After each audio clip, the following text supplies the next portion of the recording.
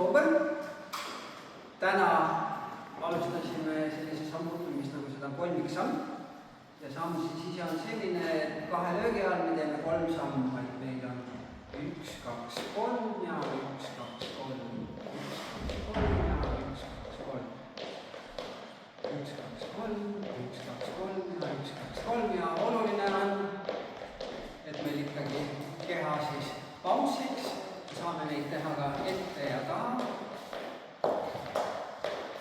Täpselt nii selles suunas, kuhu me ise tahame minna.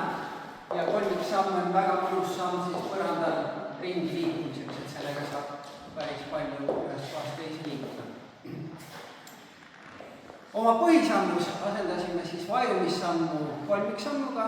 Välja nägis see meil nii, et meil on siis rockstep, kolmiksamm, samm, kolmiksamm ja rockstep, kolmiksamm, samm, samm, kolmiksamm.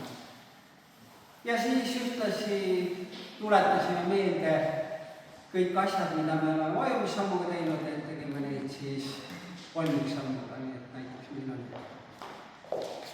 välja saatmine, kõrvale toomine, meil on näiteks käe all pööre või käe all kõrvale toomine või siis selja peal pööre või siis alt kõrvale toomine või siis minek 2 käe asendisse,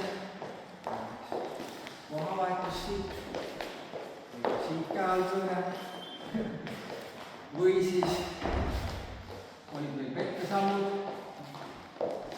ühtepidi, teistpidi, siit saame minna lahku või siis teha sealt ka soodustusi. Nii et kõik need asjad, mida me siis oleme teinud vajumissammuga, neid tegime siis täna kolmiksammuga.